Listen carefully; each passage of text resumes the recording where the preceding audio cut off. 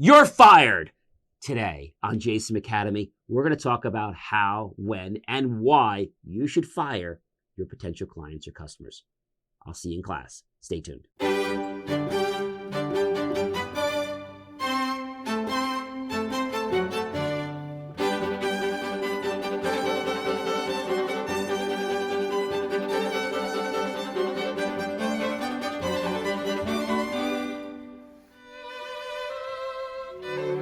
Hi everyone, I'm John C. Morley, and perhaps you might have heard those words, you're fired.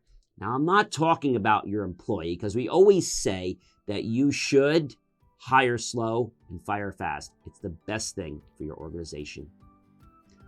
But we don't talk about the fact that you should fire clients or customers. John, why would I fire a client or a customer? They're bringing revenue into me. I get it, but they might be costing you more than you actually knew. For example, let's say that you have this customer or client and they call you up to do something. Maybe this particular client or customer asks you to do something. And then when you get out there, not only have you fixed the problem and they've said everything is great, but then when you get back to the office, you have 5 voicemails or 10 emails saying they can't do what you just fixed. Now, do you fire that client? Now, of course, if it's a misunderstanding, sure, but if this customer does this on a repeat basis, that's sucking your resources very low and probably someone you want to fire. Let's talk about another one. Maybe you're doing work for a company, and this particular company that you're doing work for schedules with you, and then the day before or the day of, they keep calling you. Not just once, but almost every time they book you and say, you know, we can't do it that day. Why not? Well, we have a meeting. And it's like their priorities are higher than yours. When else should you fire a client? This is a real important one. Now, we have a strict policy at all of my companies that we don't discriminate for race, religion, orientation, color, creed. Really important. If someone ever does that to myself, a team member, customer, a vendor, we don't tolerate it. Now, if someone actually, let's say, uses, I don't know, one of the favorite 4-letter words, and it happens once, it might be a slip. Now, when it comes to discrimination, we have a 0 tolerance policy. So if it happens, they're terminated immediately. There is no going back to go and starting over.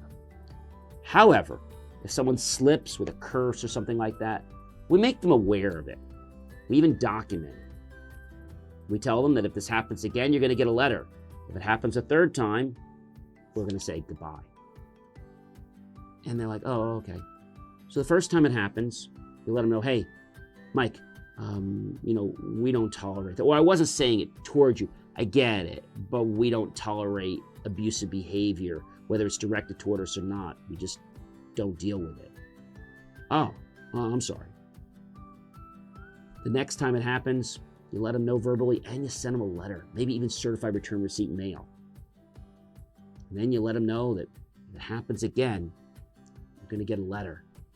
We're going to say goodbye and we're going to terminate your services with our company. Now that might seem very harsh, but do you really want to be enslaved to somebody who doesn't respect you, who doesn't value your services?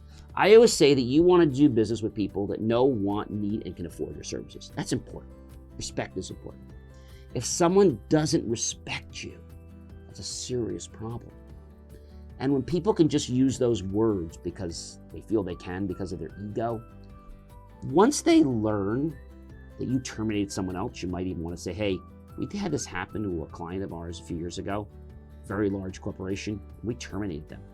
We terminated the company because they showed disrespect toward us. And people are going to start to realize you don't need them. Now, this is not about egos here. It's about the fact that you want to be treated with respect and they want to be treated with respect.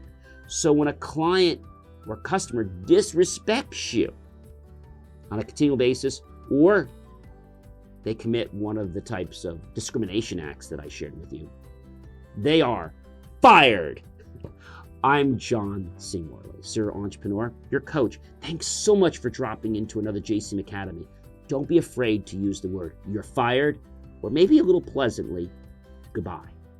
Yes, our company has decided to say goodbye because I know you may not want to say you're fired to a customer. So you can say, goodbye. We are choosing not to do business with you anymore. I hope you will like, love, support the channel. Click on the bell notification icon, click on the notification button. Of course, comment below.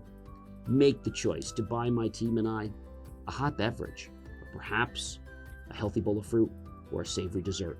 Either way, we're going to invest those pennies and dollars into new hardware, new technology, new equipment, new software, even new facilities to give you the most empowered content to change your life and your business. I'll see you in another JCM Academy class real soon, but remember, check out believemeachieve.com for more of my great creations.